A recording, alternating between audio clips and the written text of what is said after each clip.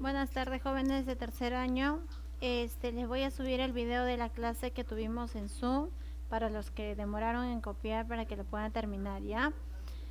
¿Qué hemos trabajado? Hemos trabajado el párrafo, ¿verdad? Dijimos que el párrafo era la presentación ordenada de un conjunto de oraciones con el fin de desarrollar una idea. Para ello era necesario que las oraciones conforman tengan entre sí una relación, de modo que la idea que se exponga sea clara, coherente y precisa, ¿verdad? Tenemos tres clases de párrafos. El párrafo introductorio, que es la parte donde se hace la introducción. Por ejemplo, en un cuento, el párrafo introductorio sería en la presentación del escenario, la presentación de los personajes, el título que se va a mencionar. El párrafo de desarrollo en el cuento sería el nudo, por ejemplo, ¿no? Donde se ubica el problema, el meollo del asunto.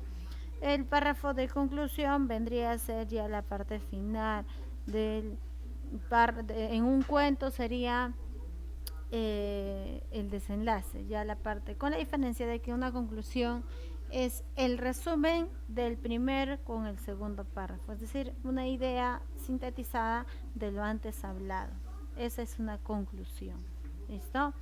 Ahora, ¿qué textos tienen párrafo de conclusión? Básicamente los textos de investigación. Los textos como cuentos, mitos, leyendas, esos tienen otras estructuras, pero se dividen en párrafos. Sí, también se dividen en párrafos. Por ejemplo, habíamos visto aquí el ejemplo de por qué el perro antes de echarse da varias vueltas. Como bien lo habían leído sus compañeros, dice, en la primera parte, la respuesta a esta pregunta, el título puede ser una pregunta, sí, sí puede ser una pregunta y aquí tenemos un ejemplo. La respuesta a esta pregunta estriba en la contestación a esta otra. ¿Qué es perro? Estamos tan familiarizados con ciertos animales como los gatos, los perros, los caballos y las palomas, que a menudo olvidamos su herencia original. En realidad el perro no está en condiciones primitivas propias de los animales, en estado salvaje. Los enumerados son mansos, domesticados, lo cual requiere que estén acostumbrados a vivir en la sociedad con el hombre. Aquí presenté yo el tema, presenté de qué voy a hablar, respondí mi pregunta, vi mi escenario, vi las condiciones. Entonces este sería un párrafo de introducción. Veamos abajo. Con frecuencia, sin embargo, estos animales, mira, estamos hablando de estos animales, entonces este párrafo tiene que ver con el anterior. Suelen seguir las costumbres de sus antecesores salvajes, aunque hayan transcurrido muchas generaciones desde que estos progenitores suyos dejaron de ser tales. Este es un hecho admirable que nos muestra de qué modo son transmitidos los instintos de los padres a los hijos, cualesquiera que sean las circunstancias exteriores. Las vueltas que da el perro antes de echarse en el suelo con su ejemplo de hábitos heredados. Todo esto ya nos está hablando del problema, cómo surge, en qué circunstancias, cómo es transmitido. Entonces acá hablamos de un párrafo de desarrollo. Finalmente, mira cómo este párrafo va a unir estas ideas. Como el hábito es realmente heredable, como natural al perro, estamos uniendo hábitos donde se habló acá con el perro que es acá, sin que los haya sido enseñado por nadie, estamos hablando de la herencia que está acá, le damos el nombre de instinto. Si lo hubiese aprendido de otro perro, como otra treta cualquiera, dejaría de ser un instinto. Los remotos antecesores del perro eran animales que vivían en entre matorrales, y si querían dormir en un cómodo lecho tenían que comenzar a dar vueltas y vueltas antes de echarse, y a fin de aplanar la hierba. Entonces este sería un párrafo de conclusión porque nos estás sintetizando las ideas anteriores, los párrafos anteriores.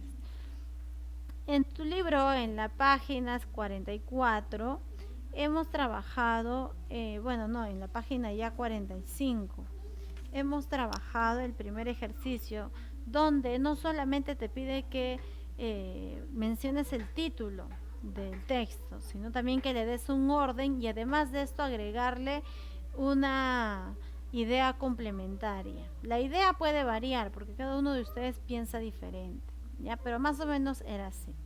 Cuando hablamos de esto nos dimos cuenta que el título básicamente de quien se hablaba aquí era el aprendizaje. Entonces titulamos el aprendizaje. El orden que le dimos fue 2, 5, 4, 1, 3, es decir, el aprendizaje es un proceso por el cual el individuo adquiere conocimientos, destrezas y en general nuevos modos de comportamiento. Todas estas adquisiciones, estamos hablando de estas, ¿ya?, significan modificaciones duraderas de la conducta del individuo gracias a experiencias previas tenidas. También se caracteriza por ser intencional, es decir, dirigido hacia metas y fines específicos. La mayor parte de la conducta humana es producto de aprendizaje. El aprendizaje es pues fundamental en la vida del hombre. De esa manera. Ahora, ¿qué idea hemos agregado para complementar? Que el aprendizaje es pieza fundamental para nuestro desarrollo cognitivo. ¿Listo?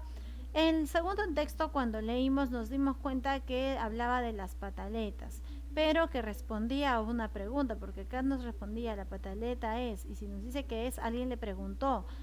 Ya, entonces el título lo pusimos, ¿qué son las pataletas? Y respondimos, la pataleta es una descarga emocional intensa y breve como una respuesta a la frustración que experimenta el niño. ¿Qué sigue? Hay una edad de pataletas, la edad preescolar.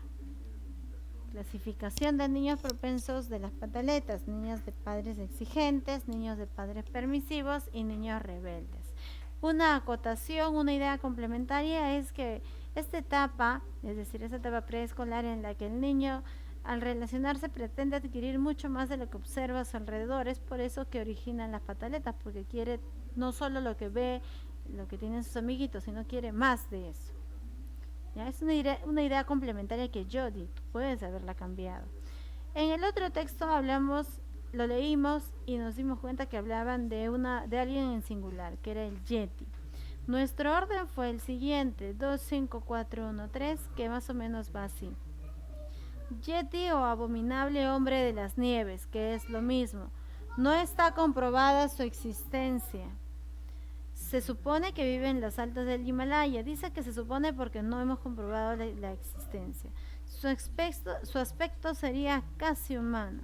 Su cuerpo estaría cubierto de pelos largos y gruesos. Y la idea que yo le agregué sería, y su tamaño superaría al 1,80 m de altura. ¿Por qué? Porque está empezando ya a decir sus características. ¿Listo? De este tipo de ejercicios tienes, yo hice 3, tú tienes desde la 4 hasta el ejercicio número 20. De hecho, en la clase donde dice clase 12 sigue todavía hasta del ejercicio, a ver, donde dice clase 12 es el ejercicio 5, que sería tipo un reforzamiento. ¿Listo? Después de esto tenemos la teoría de Eric Verme.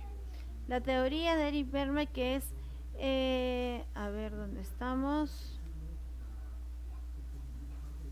Bueno, hicimos acá, habíamos hecho, seguimos 1, 2, 3, 4, 5 y seguimos en la página 45, donde dice la personalidad, en el ejercicio 4 de la página 45.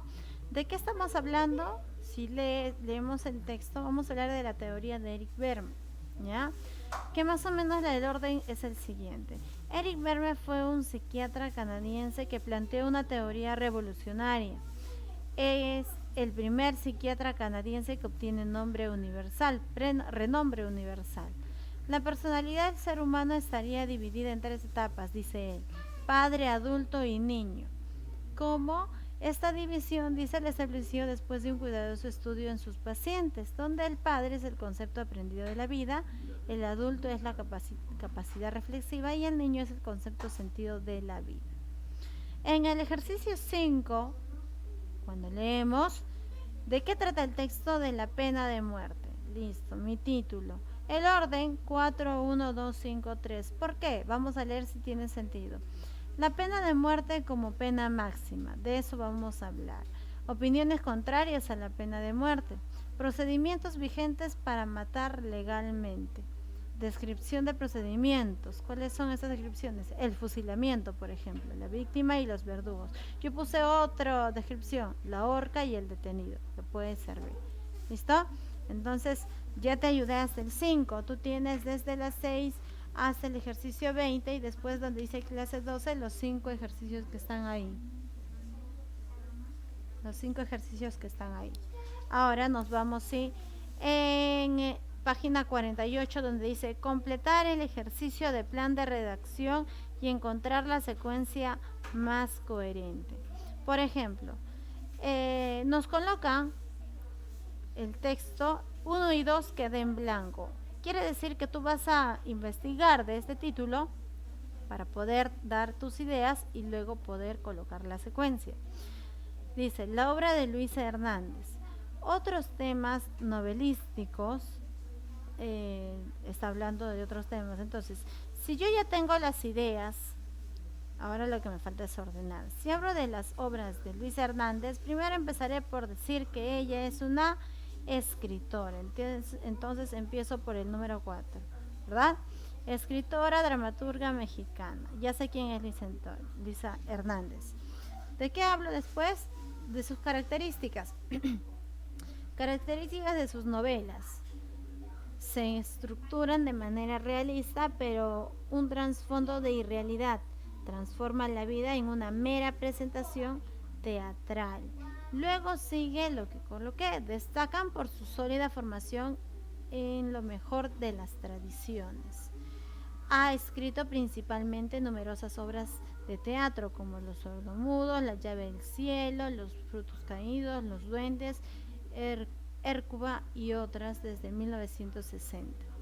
Otros temas novelísticos, ¿por qué esto al final? Porque si te das cuenta acá dice 60 y 64, entonces esto va después. Otros temas novelísticos, Los encuentros amorosos, La cólera secreta en 1964 y La noche exquisita de 1965 y El apocalipsis de Configuris de 1982. Entonces mi secuencia aquí sería 3, 4, 2, 5, 1. Ahora, ya eso lo colocas tú, claro. Cuando hablamos de Freud, no solamente nos pide una idea. Bueno, Sigmund Freud es un psicólogo. Entonces nosotros pusimos acá, psicólogo preocupado por la conducta humana. ¿Listo? Y la satisfacción oral. Vamos a leer qué dice. Ya coloqué mi idea de aquí. Psicólogo, Sigmund Freud, psicólogo preocupado por la conducta humana. Otras de las culturas han expresado necesidad básica de satisfacción oral como la acción de fumar. En las islas del Mar del Sur, chupar el fruto de bate como pasatiempo. La necesidad de ingerir por la boca surge como reacción a la atención. En este ejercicio lo hemos ordenado 1, que es la presentación del psicólogo. 2, todas las culturas han expresado necesidades básicas de satisfacción oral como es la de acción de fumar.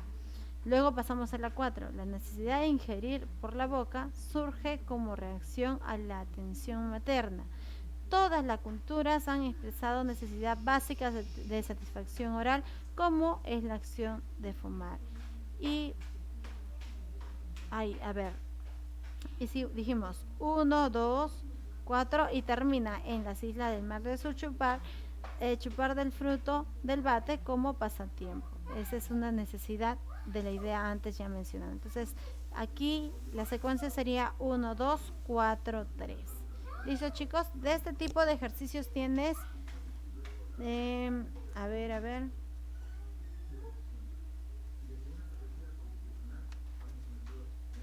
tienes 3, 4, bueno, desde el ejercicio 3 hasta el ejercicio, bueno, hasta en realidad hasta terminar el libro.